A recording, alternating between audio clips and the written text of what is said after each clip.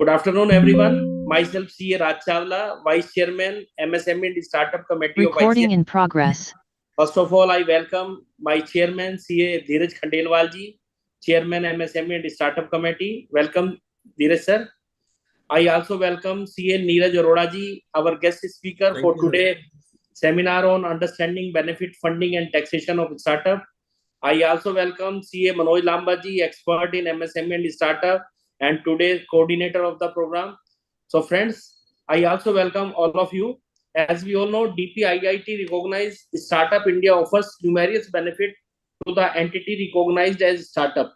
This benefit extend to the entity for 10 years, which is not limited to taxation aspect only, but it also provides benefits like mentorship, funding, and incubation facilities. Most of the startup entities have availed these benefits, which resulted into India as third largest startup hub. To develop on this topic, we who will guide you about all the benefit, including pitch presentation and process of recognition to avail the benefit under Section 80. I Chairman CA Dheeraj Khandelwal ji to please give welcome address and about this webinar. Dheeraj Khandelwal sir. So thank you, Raji. I think this is an important topic for all the startups. And as rightly mentioned by the Raji, that in India, we are the third large in the world. We are the third largest ecosystem of the startup, and we are increasing very rapidly. And soonly, within a 5 years down the line, we're going to the largest ecosystem in the world, first largest ecosystem. And now it's very important to us to work in this area, and ICI also started activities on the startup, and we have a separate committee called MSME in the startup. It is not only for MSME and the startup also. In ICI we started the startup journey in 2018, and then we have a separate committee like this committee from last 4 years. This is the 4th year of this particular committee. We have the incubation centers across India. Now we have the 10. We're going to operate more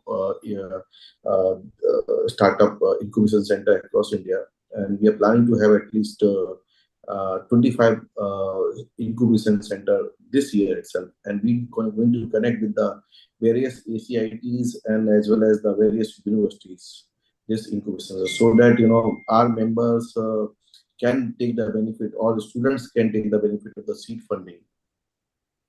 We are connected with the Ministry of Commerce, METI, and Education Ministry in the startup ecosystem.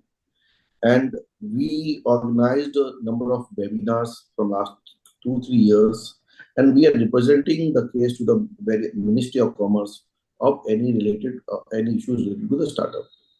We know that there are the issues of getting the taxable eligibility for the startup is getting difficulties. There are a lot of cases pending before the Ministry of Commerce, and the Ministry of Commerce has formulated a group for ease of doing getting the benefit of the startup to be benefited under this ITI. So these are the updates are there, and the institute is constantly working on it. And we know that hardly startup got the tax exemptions, and we are working on it. We are telling the ministries, when we getting the startup registration to more than 1 lakh the startup, why not it is tax exemption to the entire 1 lakh? Why only the few entities, few thousand people got the availing this tax benefits? That is the main aspects. I think burning issues which we represent to the Ministry of Commerce. And promoting the ecosystem, we have our digital platform called startup.ici.org, where you can register as a mentors, where you can register as a investors, where you can register as a angel investors, where you can register as a service provider also.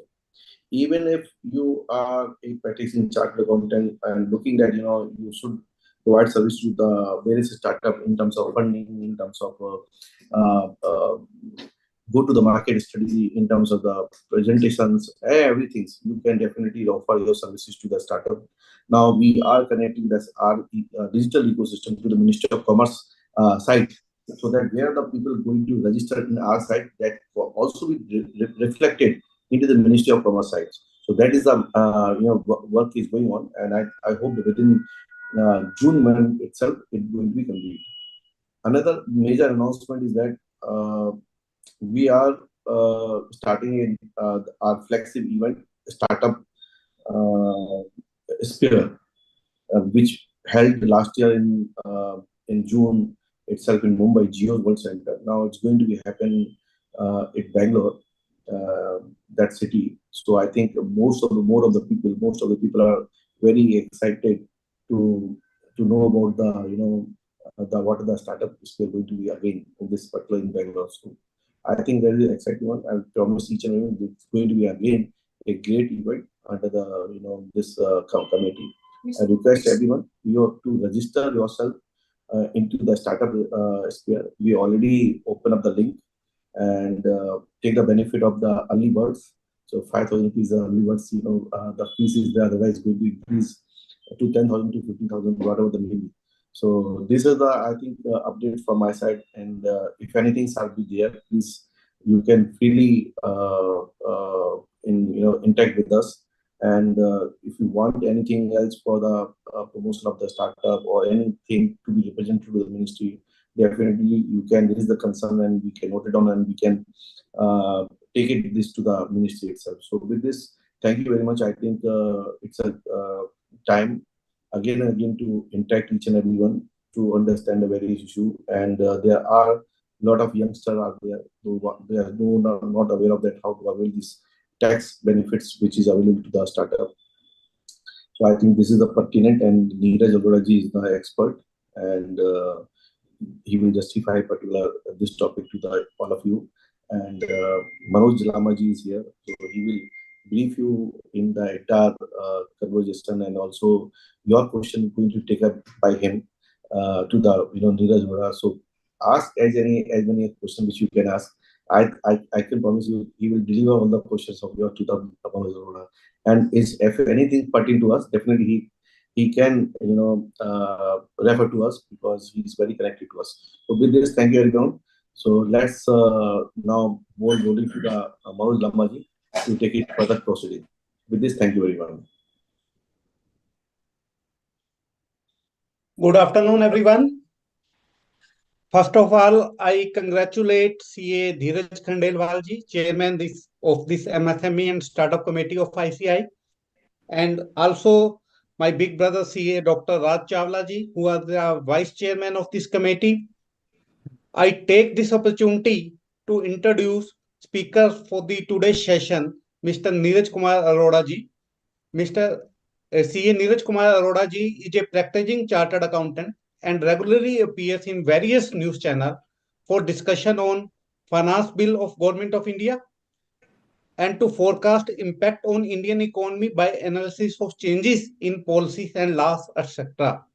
He has extensive experience in arranging long-term funds and working capital loans for projects. Mr. Arora is a fellow member of Institute of Chartered Accountants of India, having more than 15-year experience in the field of big amount of project financing, loan appraisal from various banks and financial institutions.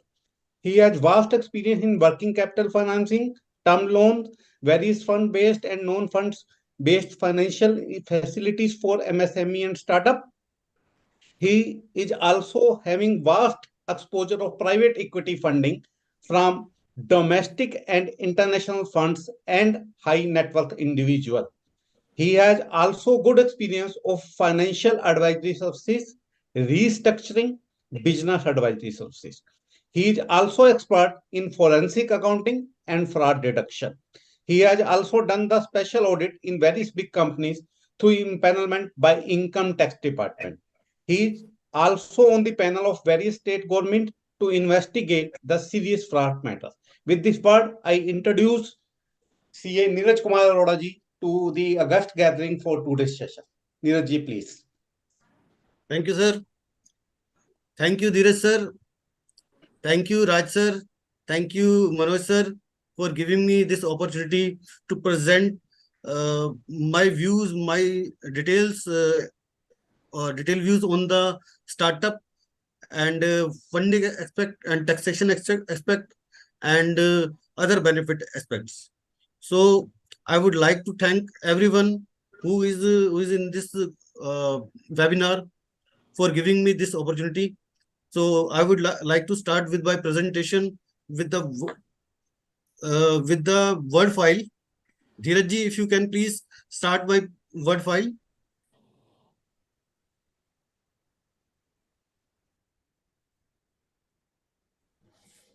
Office, please start PPT of Neeraj Arora ji.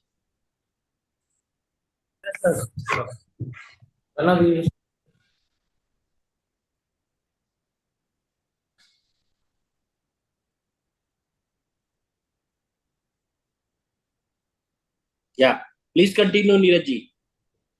There is a word file. I would like to request, please start with the word file. Yeah, it is started. But it is visible to us. What is Startup India's Seed Fund Scheme Initiative? no. It's a PPT, sir. Sir, I am Okay. sharing a word file right now. Word I'm sharing file. just now, sir.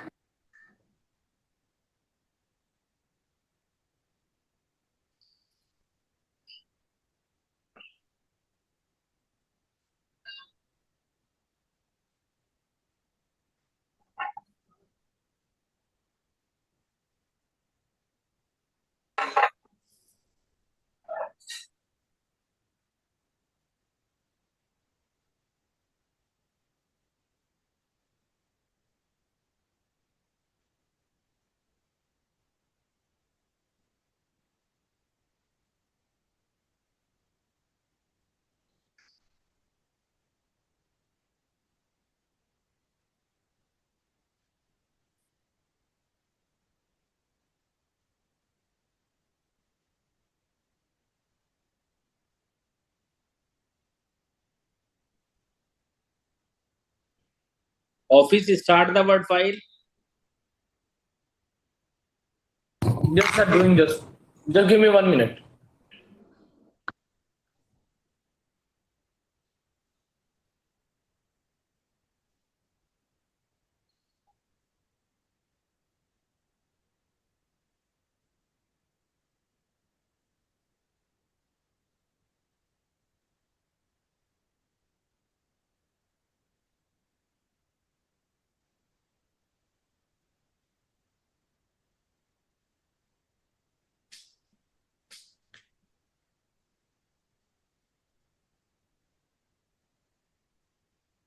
Neeraj ji, is this fine? Yes, Notification it's fine. stated. Yes, Yeah, yes. please start. So we will start with the notification of Government of India dated 19th Feb 2019. It's a master notification which came later on. First notification came in the year 2016 in the month of January. Later on, many notifications come. Thereafter, government feels that there is a need for the master notification. So after coming this notification, all the clarifications, all the explanations were explained by the government in this notification. So I have I have briefed this notification into 10 parts. There are 10 paras in that notification. First para relates to definitions, which says what is startup, what is act, what is the board. So we would like to start with the definitions.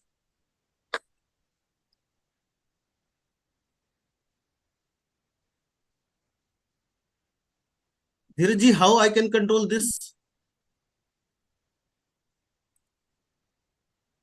Hello?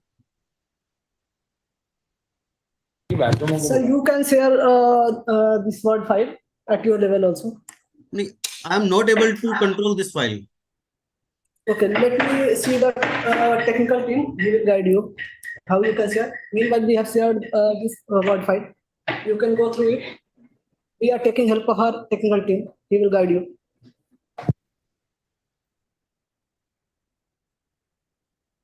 I am not Can you able to please guide? control this file. Yes, I cannot scroll this file. restart. I need to.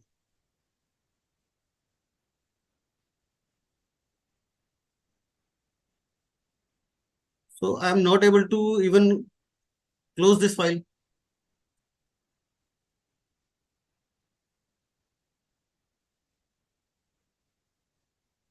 No.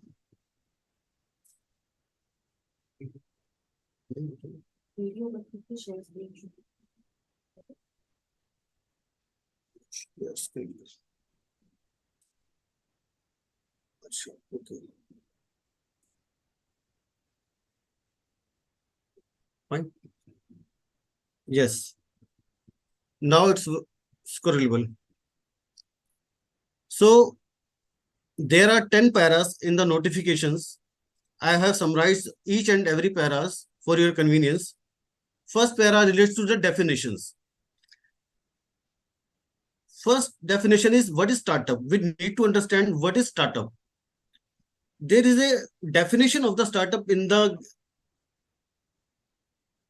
notification, which says up to a period of 10 years from the date of incorporation, if it is a company registered within a 10 years, it will be called as a startup. Second requirement for the startup is the turnover of the entity of a financial year since its incorporation registration has not exceeded the 100 crore rupees. Third requirement is that the entity must be working towards innovation, development, or improvement of product or services, or if it is a scalable business model with a high potential of employment and generation or wealth creation. So another condition is there. This entity should not be formed by splitting up or reconstruction of existing business and shall not, if it is formed by splitting up or reconstruction, it shall not be considered as a startup. Further thing is that the startup cease to be exist if it reach the turnover of 100 crore rupees or more, or more after more than 10 years, it will be ceased to be a startup. So we will have to analyze all these definition of the startup. First thing is that which can be startup? Only private limited company, a limited and partnership firm, and LLP can be a startup. But there is a difference when we go to the section 80 IAC. Section 80 IAC says only private limited company or LLP can be a startup. So there is a difference between the DPIIT notification and 80 IAC sections. 80 IAC section does not recognize partnership firm as a startup. So we need to understand which type of entity we should form. We should form a private limited company or a LLP to get the benefit of 80 IAC. Otherwise, we will not get the benefit of 80 IAC. First thing is that. Another thing is that entity should be working towards innovation, development, improvement of product, process, or services. We should stop here, and again, we should analyze it. The entity should be working towards innovation, development, improvement of 3 items: products, process, or services. If there is any innovation, if there is any development or improvement in the process, product, or services, it will be called as startup. Or there is another thing, if it is a scalable business with a high potential employment generation, then it can also be called as startup. For getting the certification of the startup, we need to apply to the DPIIT. Another things we should keep in mind, the age of the company, the date of incorporation should not exceed 10 years. When you will go to the 80 IAC, it says incorporation of the company should be done after 1st April 2016. So if any company is registered after 1st April 2016, it will be called as startup, subject to the other condition is fulfilled. Further, there is a definition of act. Act means Income Tax Act. Board means Interministerial Board of the Certification, comprising of the following members. There are 3 members in the board, which is called Interministerial Board, who gives the certification of Section 80 IAC. The board includes Joint Secretary of the DPIIT, representative of Department of Biotechnology, representative of Department of Science and Technology. CBDT means Central Board of Direct Taxes. Limited liability partnership shall have same meaning as it is assigned in the section 2(1) of the LLP Act 2008. Partnership firm means a firm registered under section 59 of the Partnership Act 1932. Private limited company, we all know which is private limited company as per section 268 of Companies Act 2013. Turnover shall have the same meaning as assigned to clause 91(2) of the Companies Act 2013. All reference to the forms in this notification shall be construed as reference to the forms set out in the appendix hereto. DPIIT means Department for the Promotion of Industry and Internal Trade. So these are the definitions which are given in the notification dated 19th February 2019. It is a master notification. We have to keep all the things while formatting a new entity, that it should be a LLP or private limited company. Any other entity will not get a status of startup. Further thing is, next para is regarding recognition. The process of recognition of the eligible entity as a startup shall be as under. A startup shall have to make an online application on mobile app or portal set up by DPIIT. A user can go to the startupindia.gov.in, and a new website has been launched by the Government of India, nsws@gov.in. It's not @.gov.in, which is National Single Window System for the Business Approval. This window has been recently launched by the Government of India. This application shall be accompanied by a copy of the certificate of incorporation. These further, now we will deal in the documents which need to be accompanied with the application. First thing is that a copy of the certificate of incorporation or registration, a write-up about the nature of business, highlighting how it is working towards the innovation, development, improvement of products, services, or its scalability in the terms of employment generation or wealth creation. The DPIIT may, after calling for such document or information, may make such inquiries as it may deem fit, recognize the eligible entity as a startup, or reject the application by providing reasons. So when we file the documents to the DPIIT's officials will detail analysis all the documents attached with the applications and the write-up about the eligible startup. They will analyze all the things and they will ask the further questions. If they think it is fine, then they will give you eligible entity as a startup. Otherwise, they can reject the application by giving the reasons. Next thing is that certification for the purpose of Section 80 IAC of the Act. If we get the eligible entity as a startup recognition, thereafter we can apply for the certification of 80 IAC. What is 80 IAC? 80 IAC gives the exemption for the 3 consecutive years for the tax benefit. There will be no tax for the 3 consecutive years out of 10 years. It means startup there will be no tax for the startup, subject to the condition that turnover should not exceed 100 crore during that period. If turnover exceeds the 100 crores, it will lose the status of a startup.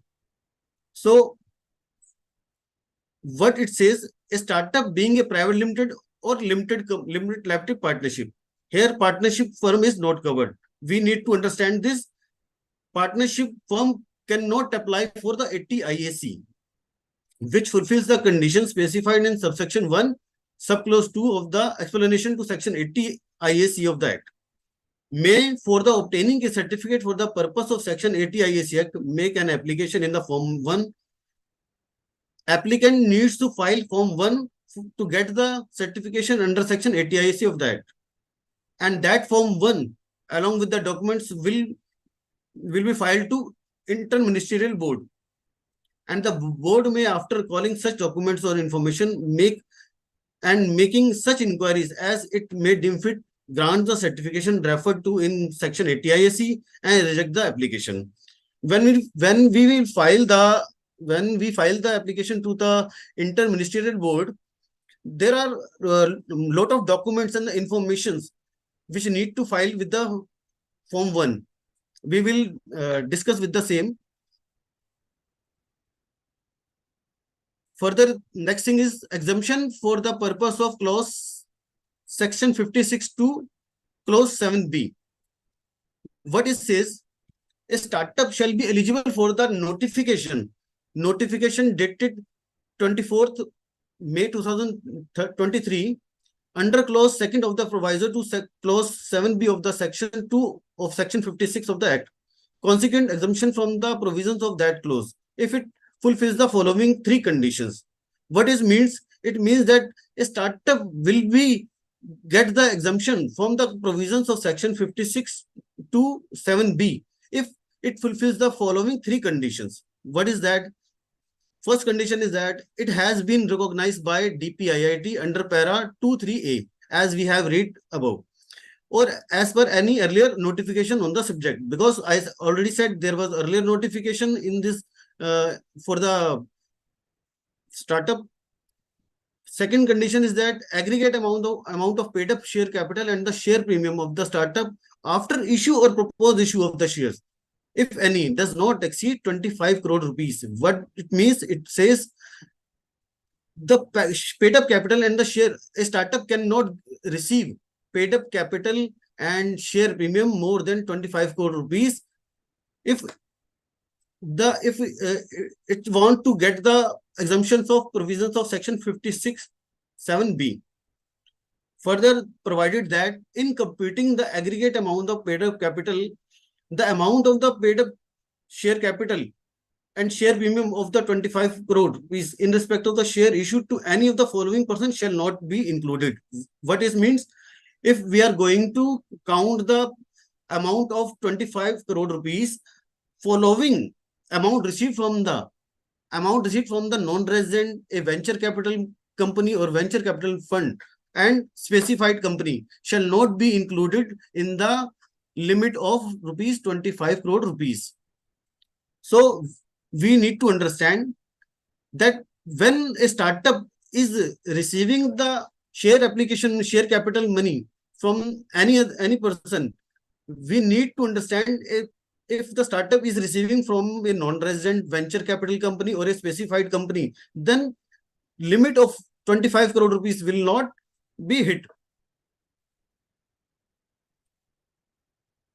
Further, provided that the consideration received by such startup for the share issued or proposed to be issued to a specified company shall also be exempt and shall not be included in the computing the aggregate amount of the paid up share capital and share premium of 25 crore rupees. What is the meaning of specified company? It means it should be a listed company having net worth more than 100 crore, and it should have turnover more than 250 crore.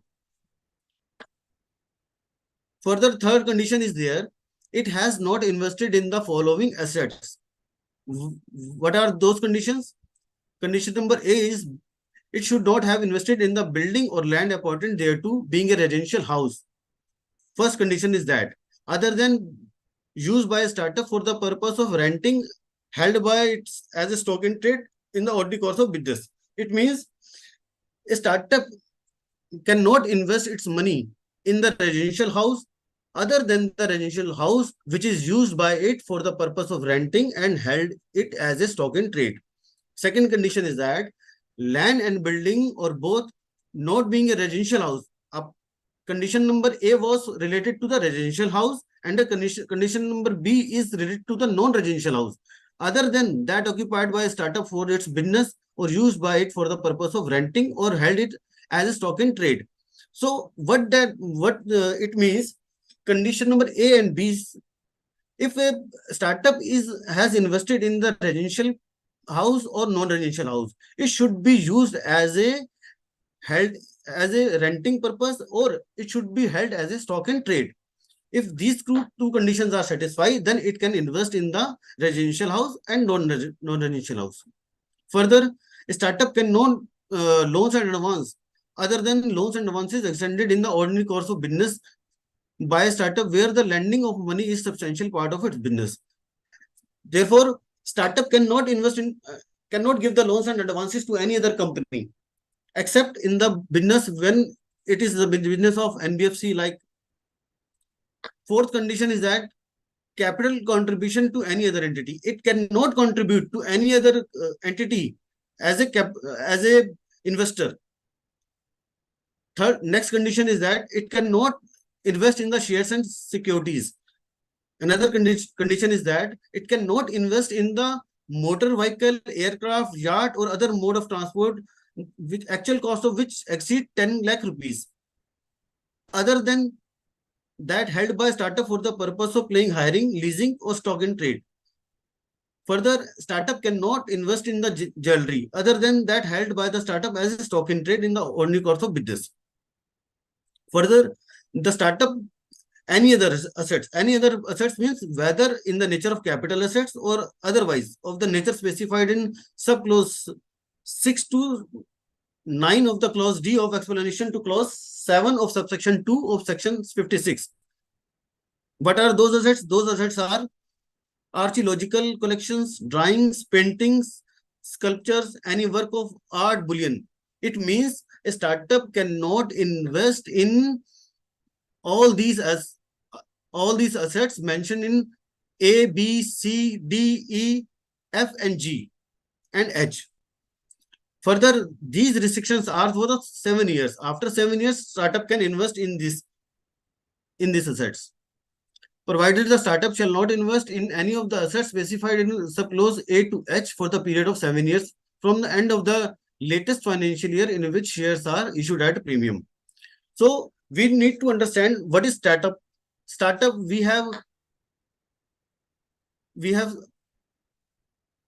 para number 1, and then process of filing with the DPIT is mentioned in para number 2, and later on the process of getting the exemption from the ATIAC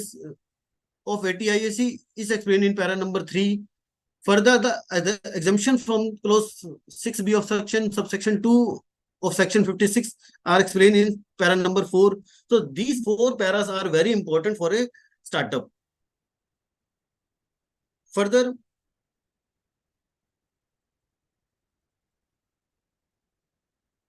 there is a definition of specified company which we have already discussed.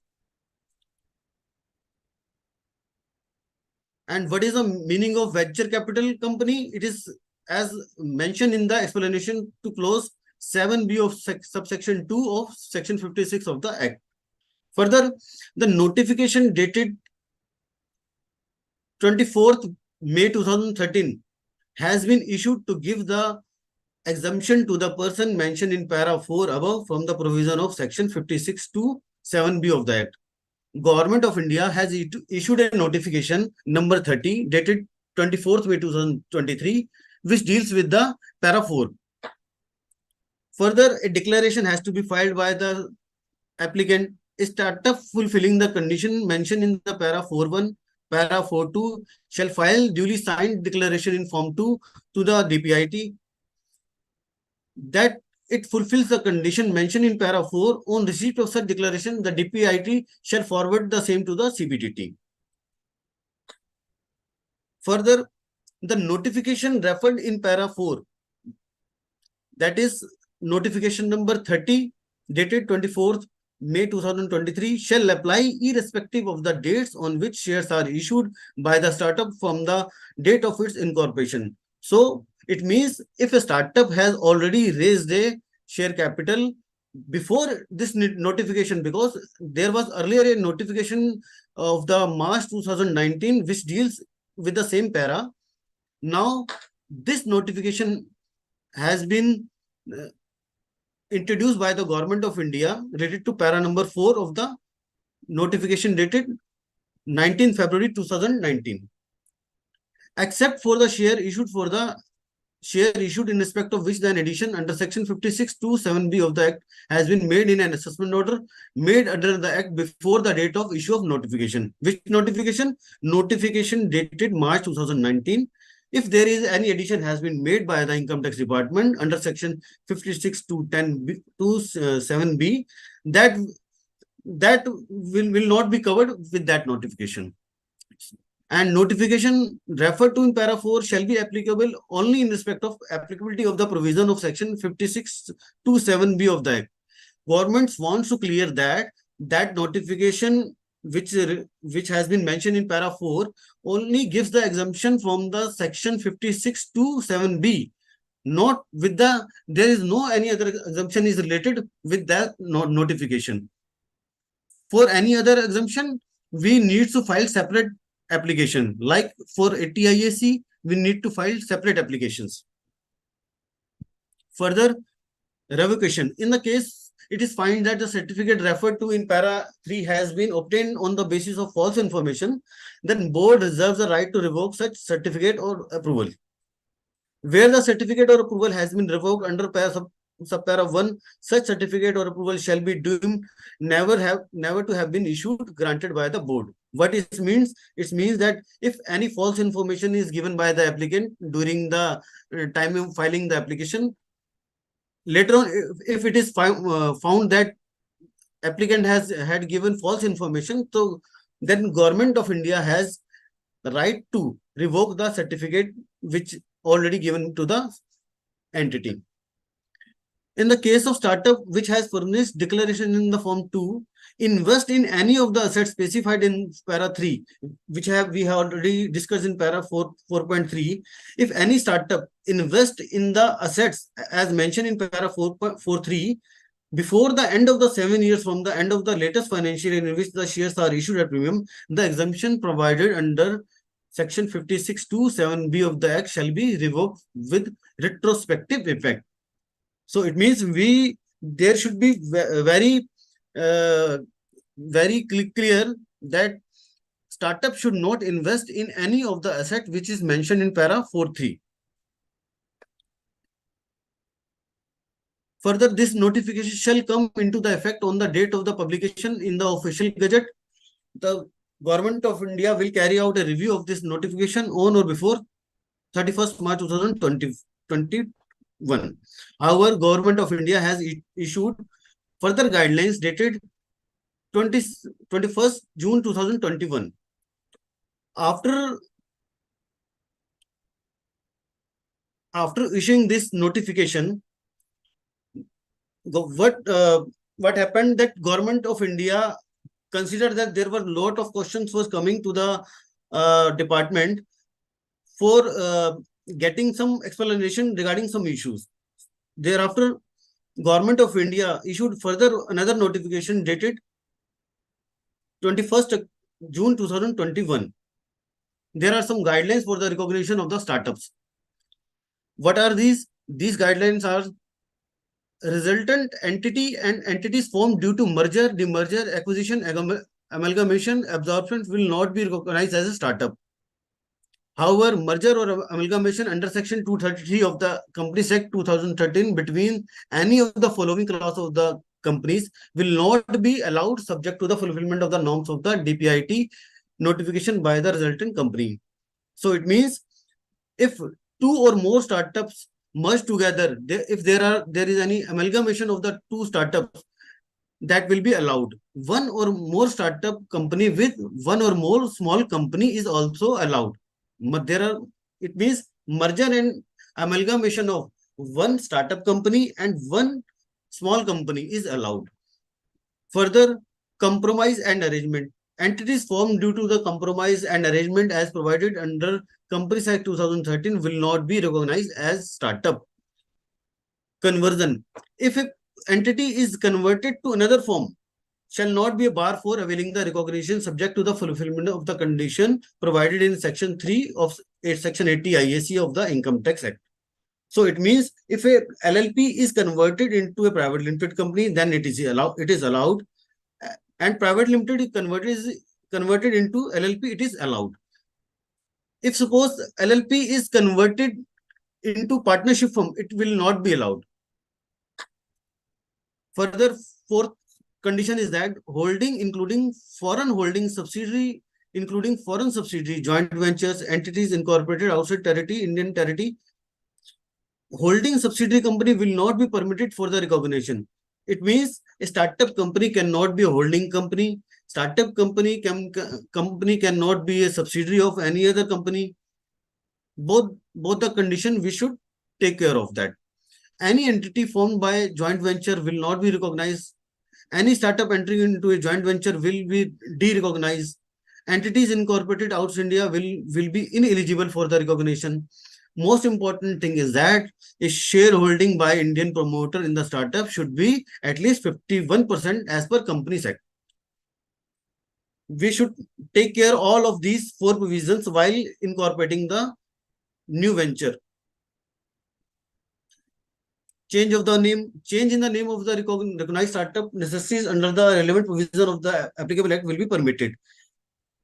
The benefits will be applicable from the original date of incorporation, registration of commencement of business by the original entity, whichever is earlier. If there is what will be happen if there is a change in the CIN, LLP, IN changes necessity in the CIN, LLP, IN due to change in the domicile state, due to conversion as para 3 above, change in the industry sector subject to the cancellation of the existing certificate shall be permitted subject to the approval obtained as per the relevant act. The benefits will be applicable starting from the original dates. What it means, if a LLP is converted into a private limited company, then its SIN will be changed. Vice versa, if a private limited company is converted into a LLP, its SIN will be changed. That is allowed. Incorporating additional entities having similar address with the same production line, service, and at least one common director, designated partner will not be recognized as a startup. Common directorship and partnership.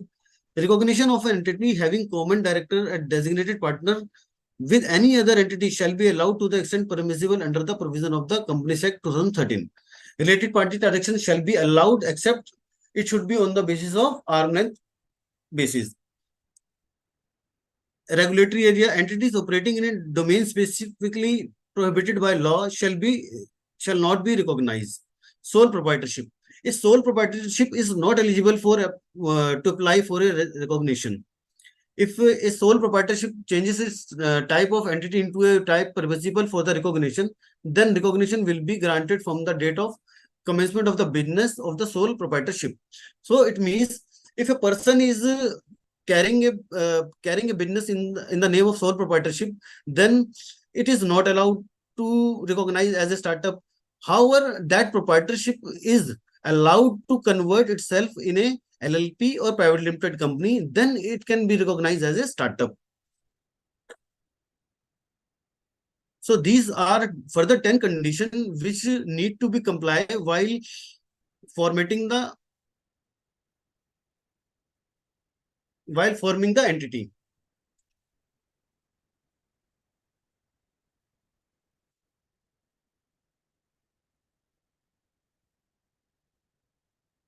Further, there are some capital gain exemptions are given to the startup. That exemption is section 54 GB exemption. What happened? Government of India has allowed earlier exemption under section 54 GB of the Act, where the capital gain arises from the transfer of a long-term capital assets being a residential property, a house or plot of land owned by eligible assessee.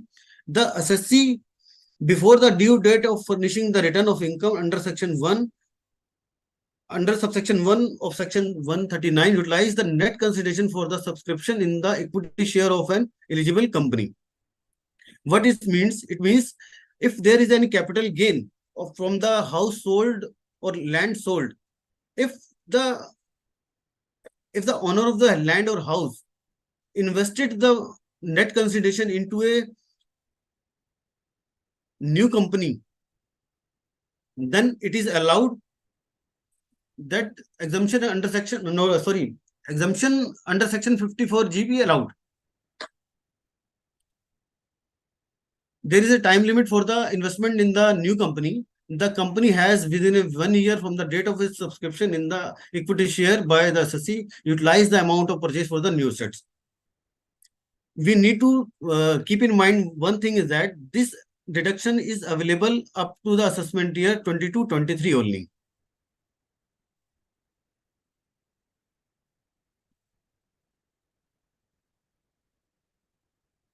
Further, there is a most important exemption under section 80 IAC. We had already discussed in para 3 regarding the exemption available under section 80 IAC. What it says, where the gross total income of an assessee being an eligible startup includes any profit and gains derived from the eligible business, there shall be, in accordance with and subject to the provisions of this section, be allowed in computing the total income of the assessee a deduction of an amount equal to 100% of the profit and gains derived from such business for the 3 consecutive assessment year. So, if there is any profit of the eligible startup, then it will be granted 100% deductions of the profit. But there are some conditions to give the deductions under section 80 IAC. These are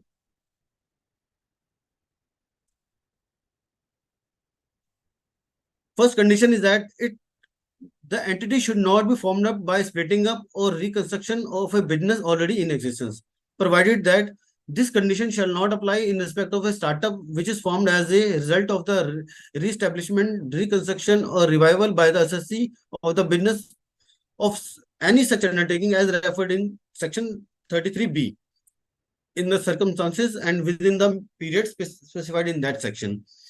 Second condition is that it is not formed by the transfer of any new business of a machinery or plant previously used for any purpose. There is an explanation with that section. It says, for the purpose of this clause, any machinery or plant which was used outside India by a person other than the assessee shall not be regarded as a machinery or plant previously used for any purpose if all the following conditions are fulfilled. These conditions are, such machinery or plant was not at any time previous to the date of the installation by the assessee used in India. Such machinery or plant is imported into India. And third condition is that no deduction on account of a depreciation in respect of such machinery or plant has been allowed or allowable under the provision of this act in computing the total income of any person for the period prior to the date of the installation of the machinery or plant of the assessee. Second explanation is that where in the case of a startup, any machinery or plant or any part thereof previously used for any purpose is transferred to a new business, and the total value of machinery or plant or part so transferred does not exceed 20% of the total value of the machinery or plant used in the business, then for the purpose of clause 2nd of this subsection, the conditions specified therein shall be deemed to have been complied with. It means a startup can use the old machinery up to 20% of the total value of the machinery.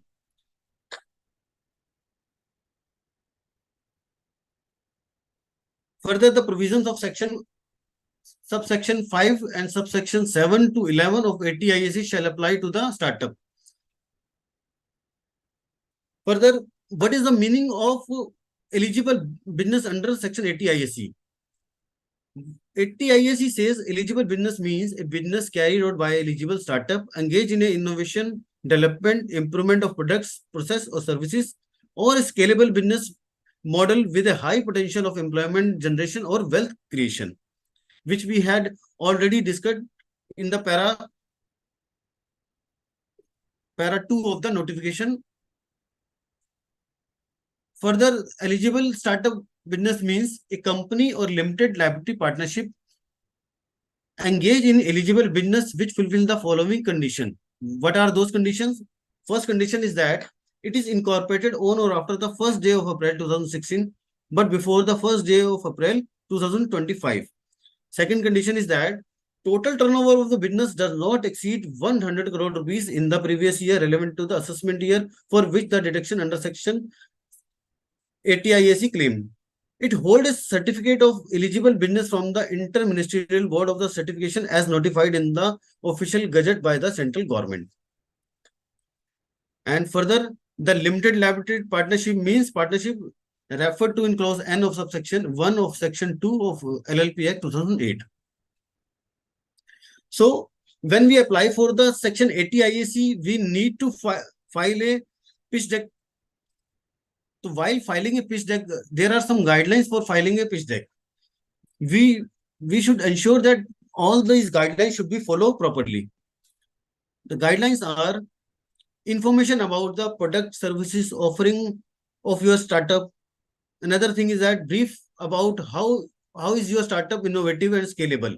We will have to tell the department how our company is eligible for startup by giving the explanation that it is involved in innovation, scalable. Further, the details of the director details and their education, qualification, professional experience, and the formal role in the startup, current designation, if any. Further, shareholding patterns as on the date of filing of this application. Directors and shareholders citizenship details we have to give. Team details we have to give. Current role, education, professional experience we have to give. Details about the adherence to the specific government approvals required by the startup, such as FSI registration, guidelines set up by the Bureau of Indian Standards. Revenue models we have to give. Funding received from a private investor as or angel VC funds. If we have received any funding from any angel investor, then we will have to mention it in the application. If we have received any support from the monetary or non-monetary from the central or state government, we have to mention. Details of any public or service sector awards, if we have won, that we have to give. Number of people directly employed by the startup, we have to give. Number of customer clients, paying customers, users with a copy of at least one contract, work order, MOU, number Play Store, Apple Play Store downloaded in the case of mobile applications along with the screenshot of the application listing on these platforms. Link of your startup website. We have to give our website link. Screenshot images of your product website. And most important thing is that our pitch deck should be uploaded in the PDF format. So all these guidelines we should keep in mind while applying for the deduction under section 80 IAC. These are the provisions of section 80 IA which are applicable on section 80 IAC. Provisions of subsection 5, subsection 5, subsection 7, subsection 8, 9, 10, and 11 are also applicable on startup. So these are the provisions of 80 IAC which are applicable on the startups. Further, now we will deal since section 56 to 7B, 56 to 10, section 79, section 17 to section 192, section 115 JA, section 115 JBB. So section 56 to 7B deals. We have already discussed in para 4 of the notification dated 19 February 2019. Now we will discuss the provision of section 56 to 7B. What it says, where a company not being a company in which the public are substantially interested receive in any previous year from any person being a resident any consideration for the issue of shares that exceeds the face value of such shares, the aggregate consideration received for such share as exceeds the fair value shall be taxable as income, provided that this clause shall not apply where the consideration for the issue of share is received by a venture capital undertaking from a venture capital company or venture capital fund or specified fund, or by a company from a class or classes of a person as may be notified by the central government in this above. So for the purpose of this proviso, clause second, there is a notification dated 24th May 2023.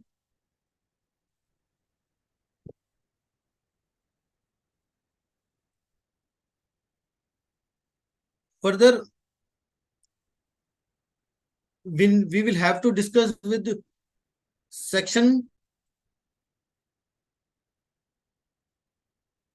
79, which relates to the carry forward and set off the losses in the case of certain companies.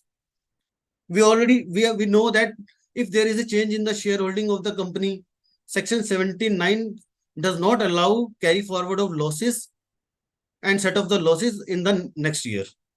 However, in the case of startup, there is another proviso has been inserted by the Government of India, which says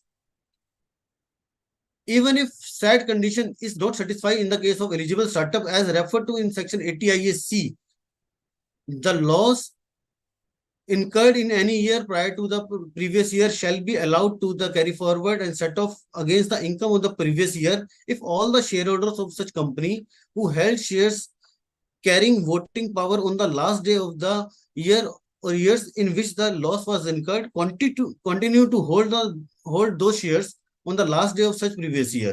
Such loss has been incurred during the period of 7 years, beginning from the year in which such company is incorporated.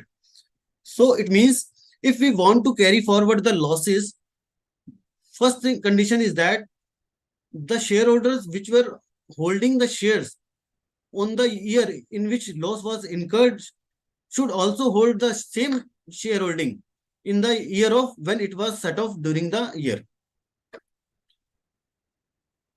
The condition of holding the 51% shareholding is not applicable in that condition.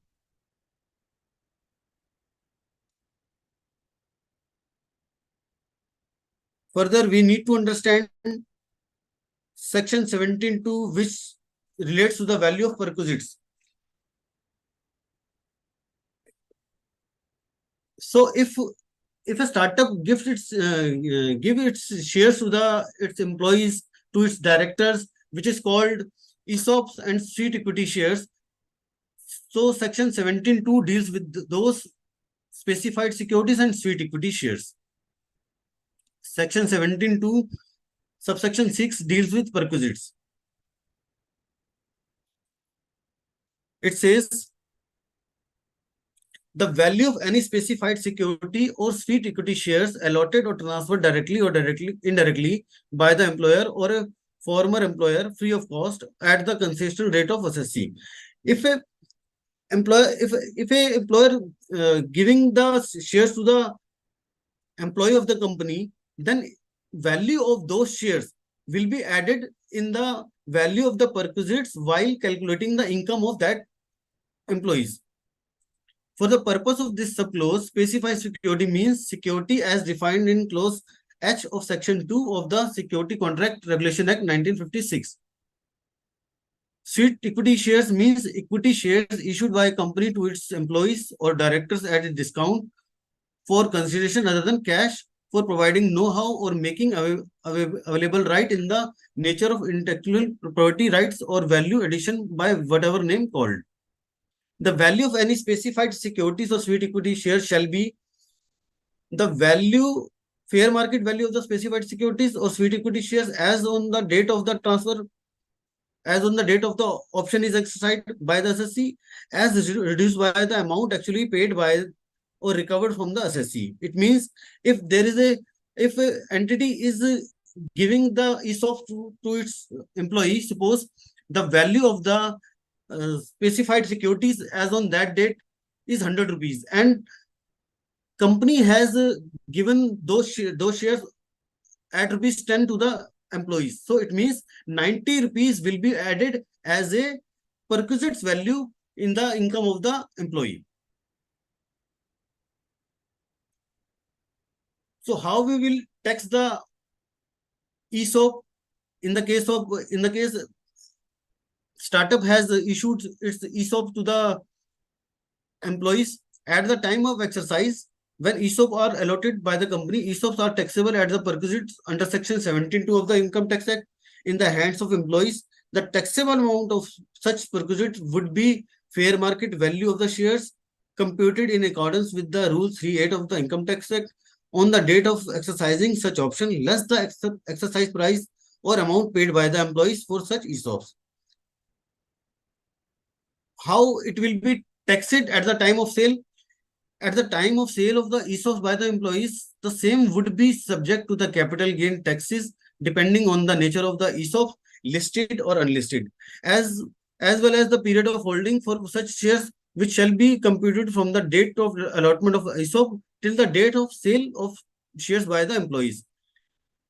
In the case of listed company, long-term capital gain arising from the shares held for more than 1 year and exceeding rupees 1 lakh would be subject to the tax at the rate 10%.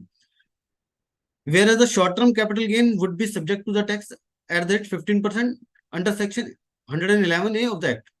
In the case of unlisted shares, the long-term capital gain held for more than 24 months would be subject to the tax at the rate of 20% under Section 112 of the Act. Whereas short-term capital gain would be taxed as per the marginal slab rates applicable to the employees.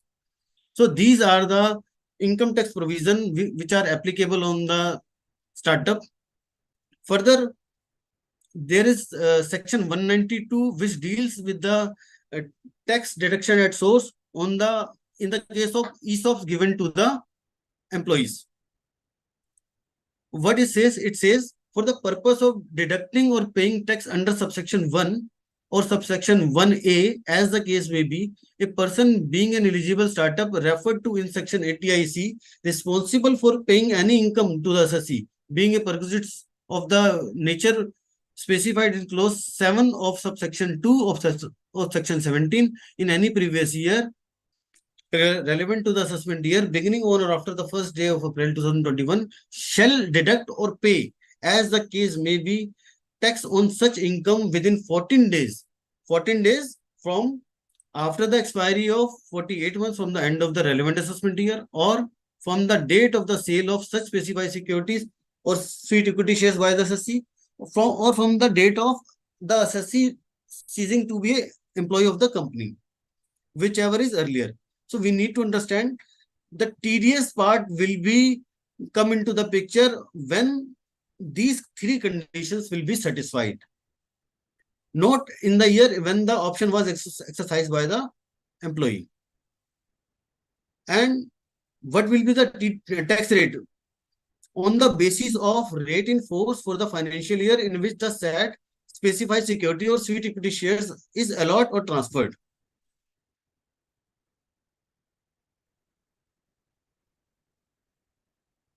So, further, there are some benefits available in the Companies Act 2013 which are available for the startup. What are those benefits? Number one, startup will no longer be required to include cash flow statements as a part of their financial statement, because startups is also a small company. Therefore, startup will no longer be required to include cash flow statement in their financial statements. Exemption in accepting the deposits. Any amount of 25 lakh rupees or more received by a startup company by the way of convertible notes. A startup company can receive deposits in the form of convertible notes if convertible notes, single amount of convertible notes is of rupees 25 lakh rupees or more. Further, there is a benefit for the startup for not holding the 4 meetings in a year. Startup will now be exempt from the holding quarterly board meetings every year. The MCA now allows startups to hold 2 board meetings in the calendar years. This is 1 in 6 months. The gap between the 2 consecutive board meetings must be at least 19 days. Issue of the sweet equity shares, as we have already discussed, a startup company may issue sweet equity shares not exceeding 50% of its paid up capital up to 5 years from the date of its incorporation. Up to 10 years from the date of incorporation, a startup can issue ESOPs. Further, the benefit of Section 56 to 7B is also available to a startup company. Further, there are some more benefits available to the startups. These are self-certifications allow the following benefits of the Startup India registration: compliances with 6 labor law, 3 environmental law through an easy online process. No inspection under labor law requirements for recognized startup for a period of 5 years. Inspection under the labor law compliance only up to receiving written complaints against the DPIIT recognized startup. All the startups falling under the white category are practically non-polluting and availing the benefit of Startup India scheme are allowed to do self-certification for pollution-related compliances. In the case of officer, only conduct medical checks. There are some more benefits available for the startup. Startup India benefits in intellectual property rights. These are Startup India benefits for the trademark registration. Startup India will get the benefit a rebate of 50% fees while filing the trademark application. Startup India registration benefits in patent filing. When a registered startup applies for a patent, the applications are fast track for the examination, hence reducing the turnaround time. Apart from this, they also get an 80% rebate for filing a patent application. Tax exemption benefit under Section 80 we have already discussed. Angel tax exemption under Section 56 we have already discussed. So these are the benefits which are available to a startup till the date it is recognized as a startup. So now I would like to invite Geeta Gandhi ji from our team. He will show how to apply for the startup.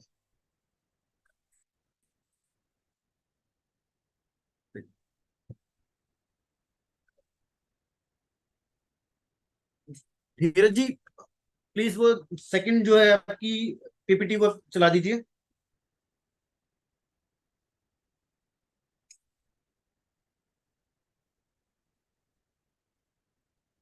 Dheeraj ji, can you hear me?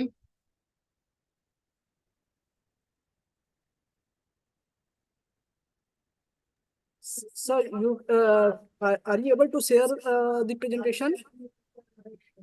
PPT number 1. Okay, PPT number 1 I have to share, right? Yes. Okay. Startup registration.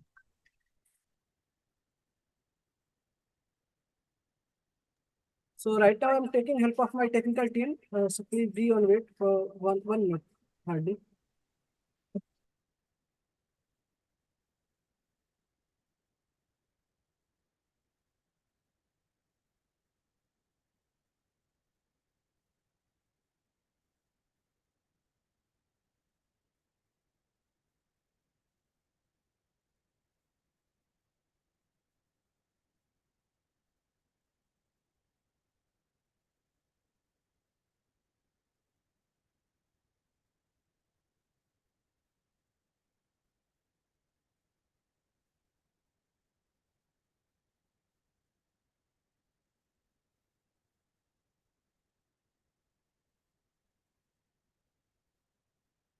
Till the time our PPT is getting ready, we'll start it. Thank you, Neeraj ji.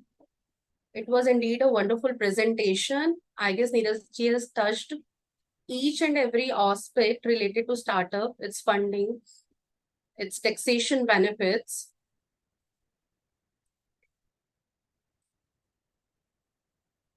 We need to go forward for the procedural PPT.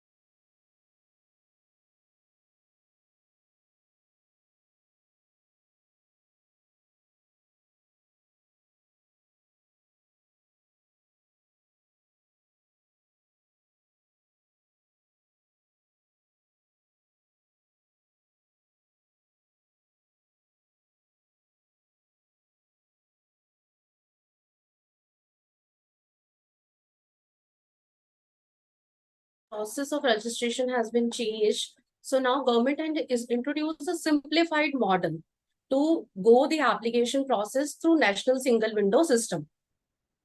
So here we understand how to proceed for the registration.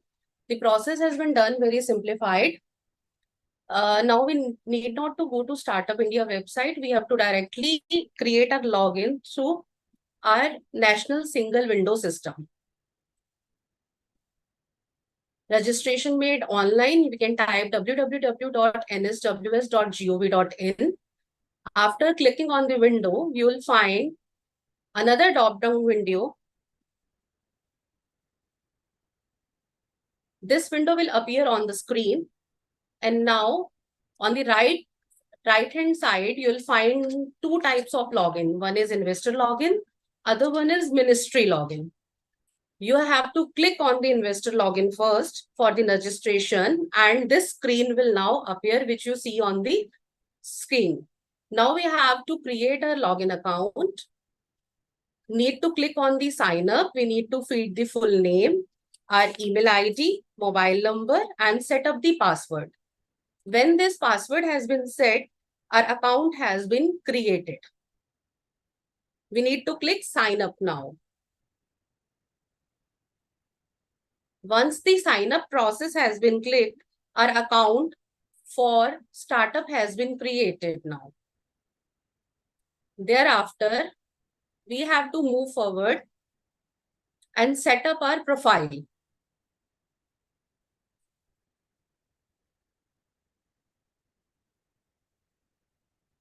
We need to provide the entity detail. What is the constitution of the identity? Whether it is a private limited company or LLP or other constitution. You have to click and set up your profile. You need to fill the details.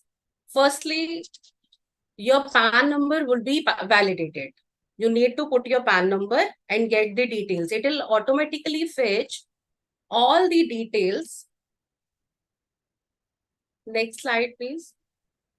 We need to put a permanent account number here and get the details. After clicking the next button, we'll get our PAN validation. Once the PAN validation would be done, we need to put our address. Our registered address would be here. We can put our company registered address or the working address for the private limited company or the LLP. Here on, when we put our postal address, our state, district, and then click on the next button. Thereafter, we'll add the authorized signatory detail. Authorized signatory detail would be one key person who's authorized by the board resolution of the company or the LLP to apply for the startup. The detail of one key person would be entered here: date of birth, designation, contact number, email ID, address, and everything. We have to save these details and we have to get the login ID and OTPs from this registration person. The key person's DSA is also required for the registration process. We have to move further for the registration process and register ourselves as a startup. Now, in the next button, we have to go to the center approval. After clicking, a drop-down window will be appearing that would show all approvals or PISO approvals. We need to click on all approvals. After clicking all approvals, we'll find 642 approvals provided by the central government. Out of those 642 approvals, we need to select registration as a startup. You'll see the screen as green, registration as a startup. Now you need to add this startup approval to your dashboard. We need to click on Add to Dashboard. When we click Add to Dashboard, the next window will appear that will show this marquee and horizontal screen that one approval is pending here. Registration as a startup would show here. After going, you'll find the login person name, the ministry, and the application status. In the right action corner, you will find Apply Now. We need to click here for Apply Now purpose and start filling our application. When we click on the application button, we need to set a profile in the startup. We need to fill the startup type, our logo, our mobile app, website detail, and the interest areas. Like we are looking for funding, we are looking for investor. This drop-down window can select multiple options for you as well. We need to put all details like the innovation, idea, or the process development for the startup and complete our application process. We can complete the application process in 2 or 3 steps. As soon as we get all the information and details, we can access our application thereafter also. If the registration process remain incompleted, with the same registration ID, we can click again and come back to the same application process.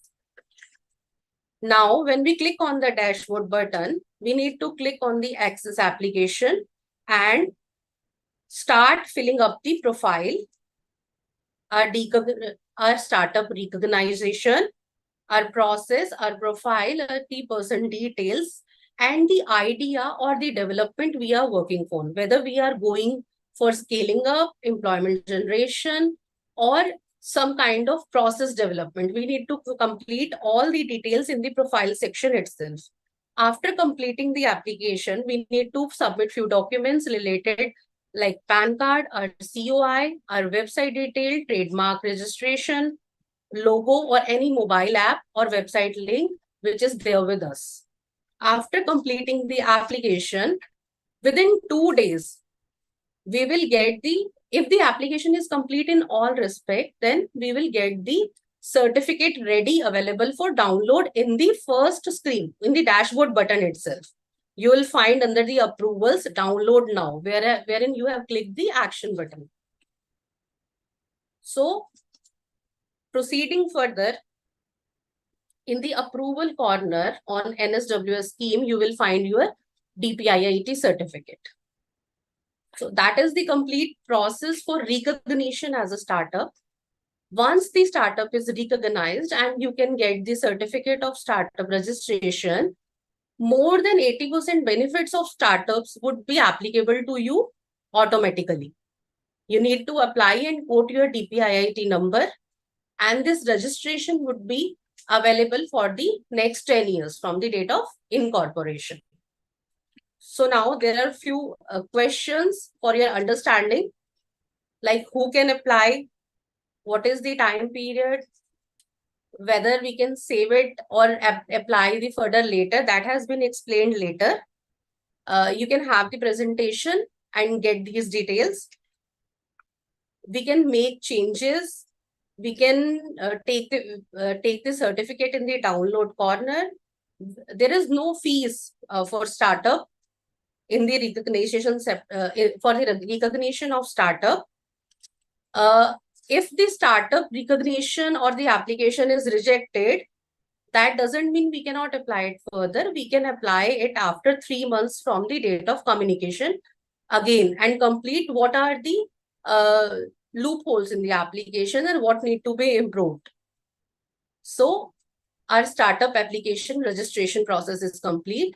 Once we get the recognition certificate, we are all eligible for other benefits of ATIAC, and a separate process is there to file the application. Thank you. Now I would like to invite Ankit for further deliberations on funding aspects of startup.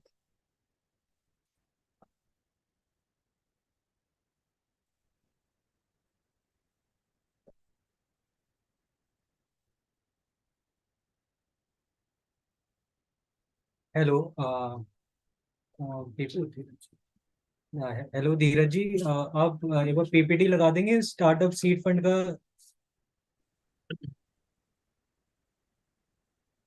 Here it is, sir. Yes. Hello, good afternoon, everyone, and thank you, CA Neeraj Arora ji and Geeta ji for enlightening us what is startup, ATIC benefit, how to register the startup India scheme. Now, and I would like to thank the MSME and Startup Committee of ICI for giving me opportunity to share my view on my startup funding scheme. Now, I would like to bring light on the startup funding. So what is Startup India's Seed Fund Scheme initiative? So Startup India Seed Fund Scheme initiative was launched by our Honorable Prime Minister Narendra Modi ji on January 21, 2021 in the line of the Atmanirbhar Bharat campaign, which is launched on the May 2020. So startup seed fund scheme was for only for this 4 years, which is began from the 2021 to 22. Now, what is seed fund? Seed fund is the initial stage where startup need to initiate investment so that they can continue their business. So startup seed fund scheme was fabricated into two types. One is grant, which is 20 lakhs, and other is 50 lakhs, which is debt or convertible debentures. So DPIT, which is Department for Promotion of Industry and Internet Trade, they have allocated 945 crores for the startups. Startup will get the seed fund through the incubators each. So 20 lakhs 20 lakhs. So 20 in the 20 lakh grant, it is validation for the proof of concept, prototype development, and product trial. So proof of concept basically a idea which startup have but do not have so much fund to establish their product. And next stage is prototype development. They also get 20 lakhs for prototype development and product trial also. For rest 50 lakhs, which is debt or convertible debt for the market entry and commercialization for scaling their business. So till now the 3600 it is expected that Startup India seed funds shall help the 3600 startups in the country from the incubator. So what is incubator? Incubator basically government had made organization which helps the startup in getting the funding or for their help they need in the idea development, or they if the startup needs space to work for on their startup. So next slide. So what is the objective? So objective of the seed fund scheme is the Indian startup ecosystem was suffer from the capital inadequacy for in the proof of concept or development stage. So the capital which required at this stage of present at the situation for startup with a good business idea. Due to lack of funding, so many startup failed at an early stage. So for helping the new generation and young entrepreneur, government has made this scheme for their to help them in the startups. So what is the eligibility criteria for the seed fund scheme? So next slide. So the eligibility criteria for seed fund scheme is that the startup should be DPIT recognized startup and they should not be incorporated for 2 years of the prior application. If the startup is incorporated in 2018, they can get the startup seed fund scheme till 2020, not beyond the 2020. So the next is according to Company Act, the Indian promoter should have at least 51% shareholding at the time of the application. So according to the scheme guideline, a startup applicant may receive seed support once in the form of grant or debt or convertible debentures. If they receive fund from the central government or state government, they cannot get this seed fund scheme. They either get a central or they will get the help from the startup seed fund scheme. Innovation solution in the area should be prioritized by energy, mobility, defense, space, waste management, to food processing, agriculture, education, biotechnology, textile, oil and gas. Technology should be incorporated into the startup main offering, business plan, distribution, strategy, approach to address the issue at the end. So these are the basic eligibility criteria for the seed fund scheme. So how to apply the seed fund scheme?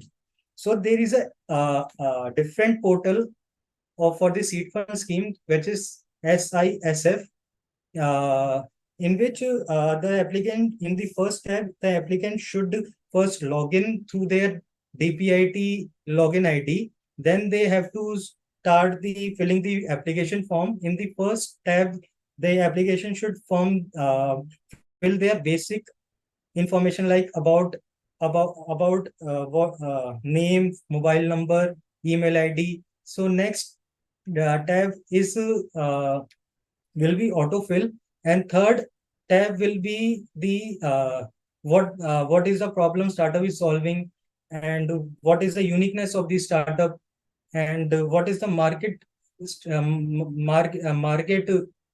entry, and etc.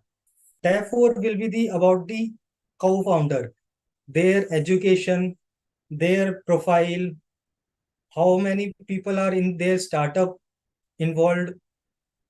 Next is the incubator which they will be preferred. How many they can they can select only 3 incubator at one time during the application. Now, so next slide. So apart from the startup seed fund, government also allocated SIDBI fund of fund scheme, which is also launched in the 2016 January under the Startup India Action Plan only by our Honorable Prime Minister. In this, 10,000 crore has been approved by the SIDBI for the different AIF, which is Alternative Investment Funds, under the SEBI registered. FFS was established for the specific goal of fund investment in venture capital and alternative investment fund. This say fund of fund scheme is basically for the startup. They will get it twice the as much as they receive from the fund of fund scheme. So next, which is the scheme is so next slide is the credit guarantee scheme for startup, which is CGSS, which is the loan scheme which Startup India give to the startup up to 10 CR. So the goal of the CGSS is to offer credit guarantee up to predetermined limit and against loans made by the member institute to qualified borrowers and namely startup recognized by the DPIT. So DPIT recognized startup will get the CGSS by scheduled commercial bank, non-banking financial companies, venture debt funds operating under the SEBI registered alternative investment fund. So the basic eligibility of the credit guarantee scheme for startup is that they should be first DPIT recognized startup. Second, they should have reaching the stable revenue stream for the last 12 months, which is audited monthly statement. And third is that they should not be defaulting in any lending or investing in institution and not being categorized as the non-performing asset under the RBI guidelines. Like scheduled commercial banks are like HDFC. They can get loan from there, or AIF. There is only one AIF till now, Revex.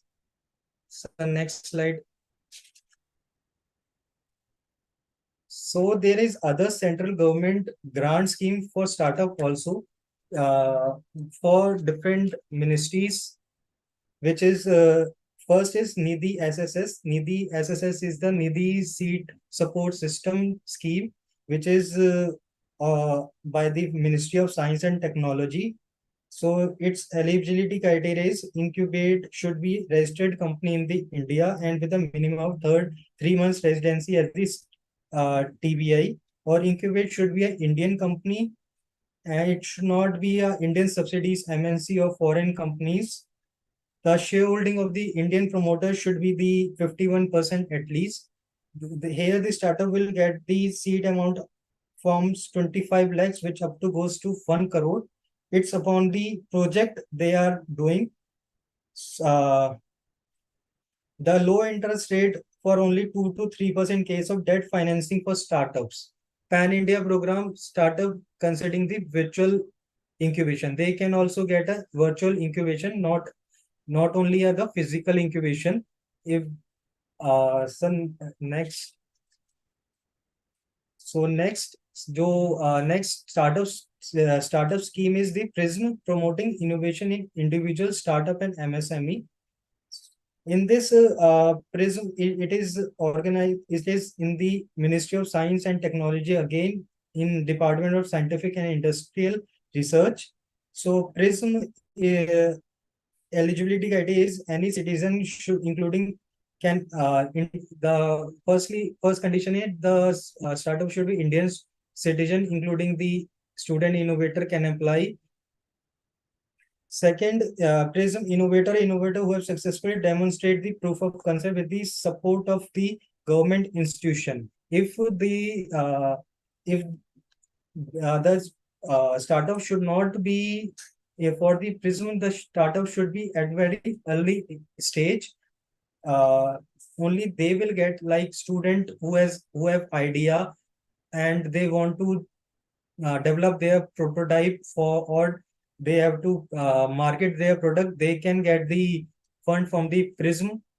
So there is three category, which is fabrication. Category 1, if the proof of concept of prototype which cost up to 5 lakh, they will get the minimum 2 lakhs funding on 90% of the total project. Category 2, for fabrication of working model, process know-how, testing and tail. With the project cost up to between 5 lakhs to 35, they will get maximum 20 lakhs or 90% of the total project cost.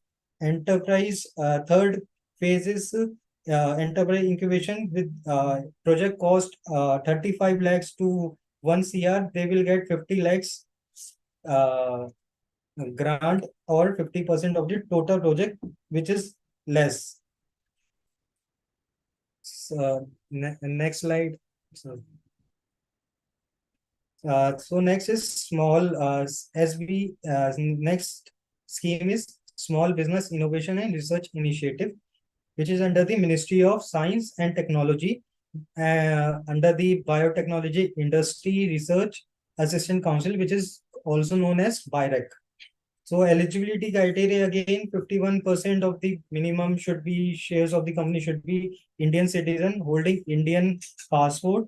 Minimum half of the person who subscribed their name to the LLP document as a partner should be Indian citizen, and participating company should have adequate in-house facility to the address should address to the project implementation aspect. So the benefit the startup will get is up to 50 lakhs, 100% grant from the BIREC they will get. If they need more than 50 lakh, BIREC will grant would be 50 lakh plus 50 of the cost over the above. They will get these seed from the Small Business Innovation Research and Initiative, which is also the BIREC. So next scheme is the Nidhi Prayas scheme. Nidhi Prayas scheme, which is program is focused on the provide support and funding from idea to prototype to young and aspiring innovator. Innovator should be a prize grant primary to convert their idea into the prototype. The priority areas which Nidhi Prayas scheme is focusing is clean tech, healthcare, energy, water, Internet on Things, other technology areas. In case for the startup, the eligibility criteria should be the annual turnover not exceed to 25 lakhs for any financial year since its inception, and want to develop the prototype for a new product for which they may have not received similar kind of support. The startup and its operation should not be exceed 7 years from the date of the incorporation. The support structure and mechanism which is The quantum of prototype is 10 lakhs, maximum 10 lakhs, and each center would get the 10 innovator per year. So the startup will be get maximum 10 lakh grant from the Nidhi Prayas scheme for their idea to prototype development. So next scheme is the biotechnology ignition and grant scheme, which is big, which is also under the BIREC only. So under the Department of Technology and Government of India, DPT. So BIREC believes in the big innovation capital of the nation and would come from the novel ideas. BIREC's strategy is therefore to support the numerous exciting ideas which have unmet need for the funding and mentorship. The applicant must be either an incubator or a registered company with the functional R&D laboratory to be eligible for this grant. The eligibility criteria for the scheme is that the applicant should be an Indian citizen and has to be physically incubated in the incubator. No virtual incubation will be there. They must provide termination of full-time association of project, and applicant from non-profit research organization need to furnish the NOC. The promoter or share of any LLP is not eligible.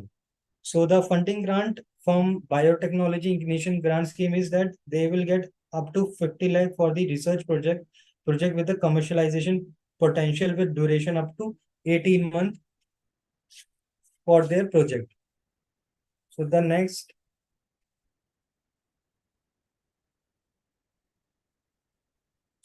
is the Technology Development Fund, TDF, which is under the Ministry of Defense, DRDO, which is launched last year only for the entrepreneur who is working in the defense or in the drone area who need funding for their startups. The private industry registered in India, especially MSME or startup, the industry must be public limited company or private limited company, partnership, LLP, one as per the one person company sole proprietorship as per the applicable Indian law. The industry should be would to be owned and controlled by Indian resident citizen with at least 51%. So the benefit that startup will get from the TDI is that financial support and expertise to upgrade the existing product or system they have developed. The project cost up to 50 crore will be considered for the funding which have. The funding may be up to 90% of the total project cost. If they have more project cost up to 50 crore will be considered.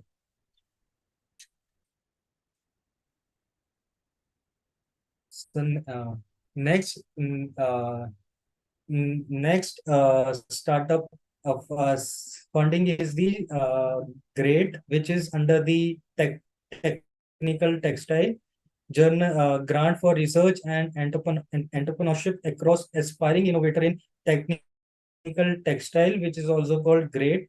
So it is under the Ministry of Textile, under the research and development innovation component of NTTM, National Technical Textile Mission. The GREAT has been launched last year only for the startup which is in the textile industry. So they will support a young innovator and entrepreneur in the technical textile to translate their prototype to technologies and support their commercialization of technologies developed by innovator or startup in technical textile.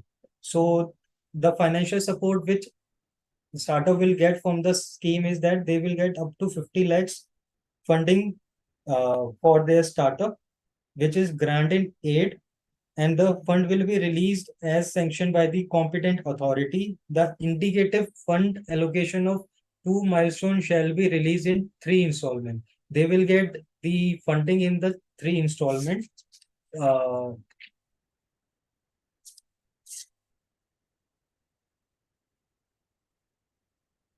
So this is all the funding scheme. where startup can get grant or debt for their startup. Thank you. Thank you, Ankit. Thank you, Geeta ji.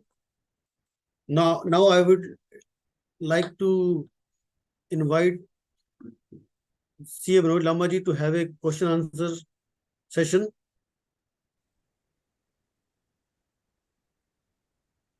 Thank you, sir, for wonderful deliberations. A lot of question has been received from the viewers. And the first question from a viewer, whether a management consultancy company can be a startup? Yes, management consultancy firm can be a startup if it is providing services like which is scalable, which give lot of wealth creation. It can be a startup. The next question is, sir, company X was incorporated in 2017. 17. The Okay. company was set up as wholly owned subsidiary of USA Incorporation. Okay. The 90% share was transferred from USA Incorporation to promoter A, who is India-born US citizen. Okay. But out of funds in another account, Okay. the entity is engaged in deep technology. Can this register as startup regulation now? Manoj, there is a guidelines dated 21st June 2021, which says startup cannot be a holding company and startup cannot be a subsidiary company. So in this case, it will not be allowed to as a startup. Or moreover, it is not an Indian company, it is a foreign company. No, it's a foreign company. There is also condition that there should be at least 51% holding should be with the Indian promoters. Indian promoters. Yes. Yeah.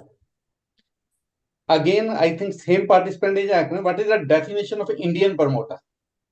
Definition of the Indian promoter is that that promoter should be a citizen of India. It could be a non-resident, but non-resident holding a non-resident can also be a promoter, subject to the condition that he is holding. There is a condition that no. It can hold more than 51%. Subject to that, he should be a citizen of India and at any time during the last when he was in India. So generally people ask from me, being a startup consultant, suppose a startup is registered by two promoters with a capital of 10 lakh rupees, say. Both are Indian promoters. It is an Indian company, no issue. Later on, some investment is coming from outside India, and it is taking like 80% of their equity. Okay. Now, what will be the position of the benefit of these all kind of subsidies or grants? Again, there is a guidelines dated 21st June 2021, which says at least 51% holding should be with the Indian citizen. At any point of time? Yes, at any point of time. It cannot be less than 51%. It is not at the time of registration. It is at any time in the period of 10 years. Yes, any time during the period of 10 years. Okay. The next question is, sir, is it necessary to increase share capital before approaching for funding for startup? Let us say DPIIT recognized startup having 1 lakh capital can how much fund, and what should be the treatment of the excess amount received? Is it share premium, or how much section 56 subsection 2 clause 7b come into play? There is a limit that a startup can receive share capital and the share premium amount of rupees 25 crore rupees. But there are 3 exclusions in that limit. The exclusion are first thing is that if a non-resident is giving share capital to the startup, it is excluded. A venture capital company, venture capital fund is giving to the share capital to the startup, it is excluded.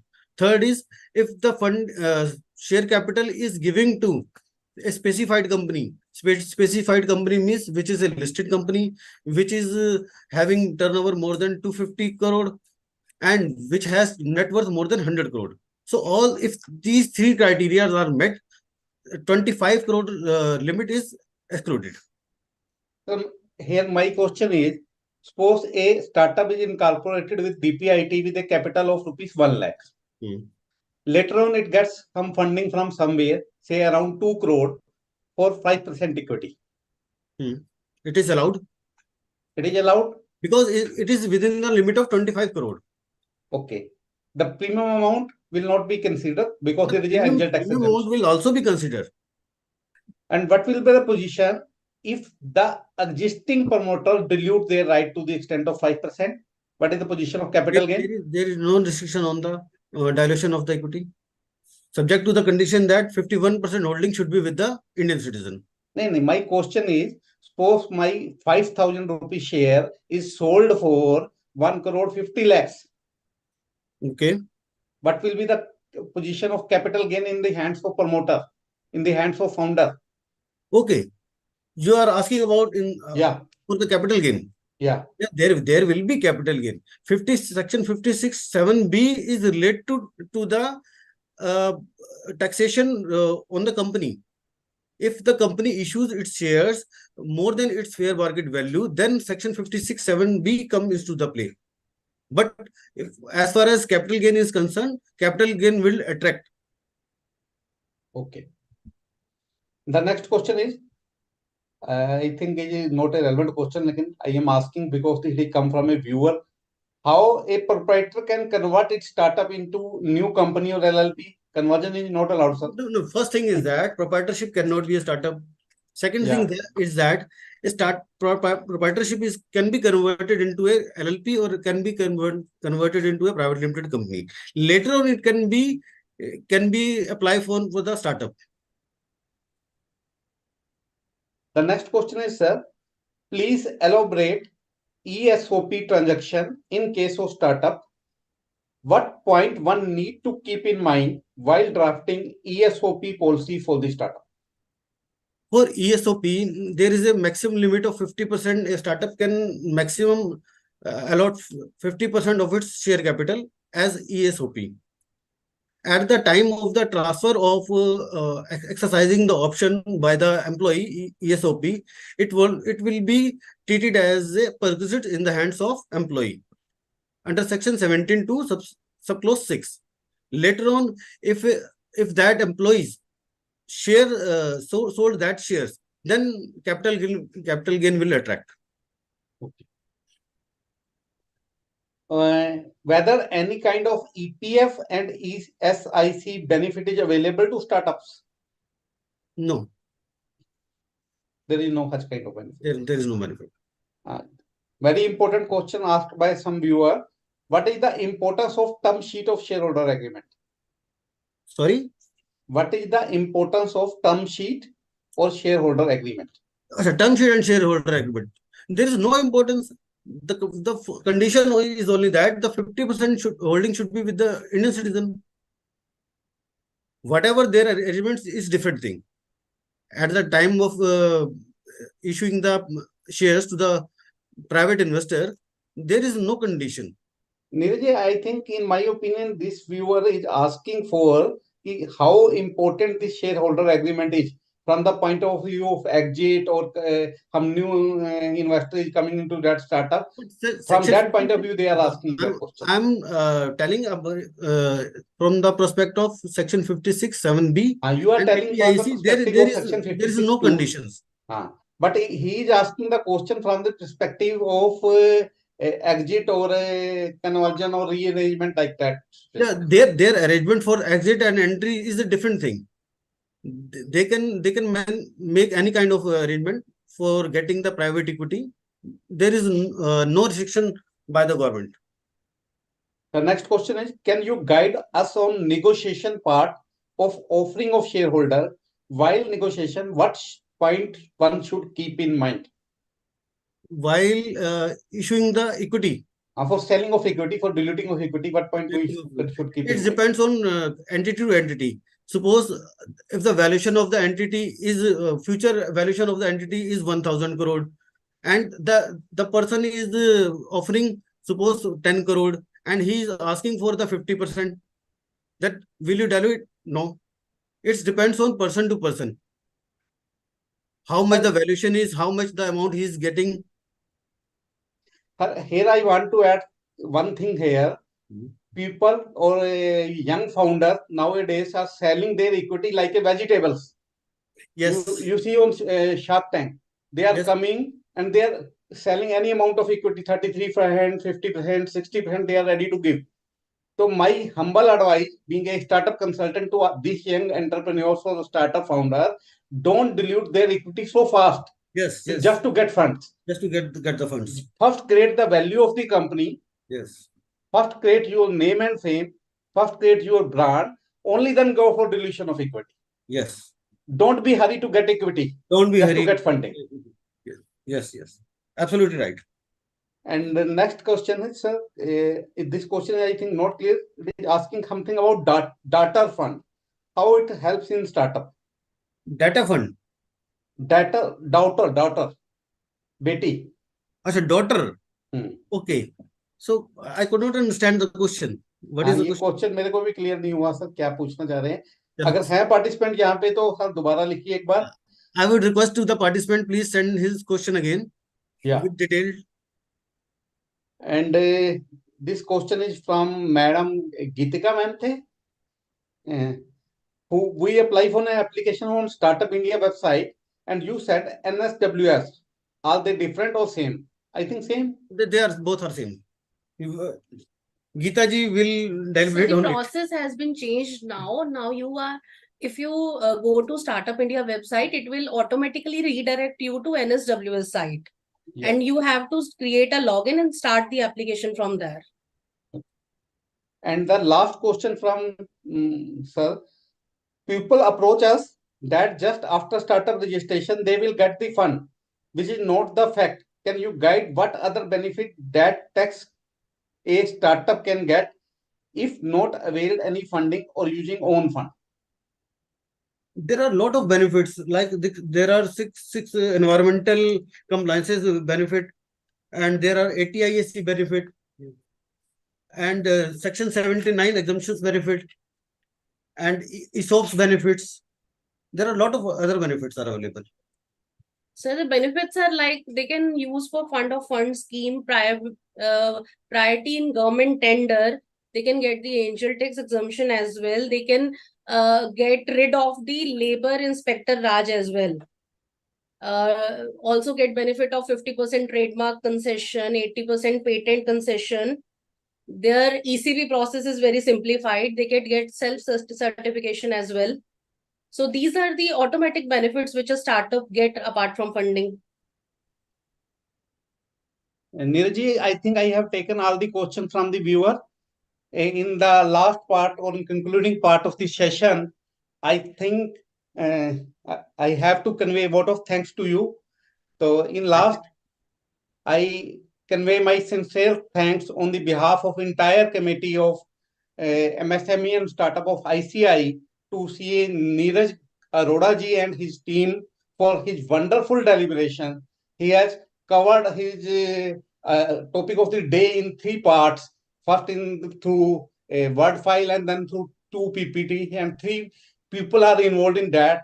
And thank you everyone, and Neeraj especially and his team for his wonderful deliberations and sparing valuable time. Thank you everyone to the part of this webinar. Thank you team ICI. Thank you everyone. Thank you so much. Thank you, sir, and his team, and Manoj sir for taking out your valuable time. It was really a wonderful session, and it was quite interactive as we can see the questions received from the participant. So thank you for your valuable time, sir. Thank you, Manoj sir. We look forward to see you for our upcoming webinar also on the on different topic of the startup. Definitely, every time. Thank you. Thank you. Thank you.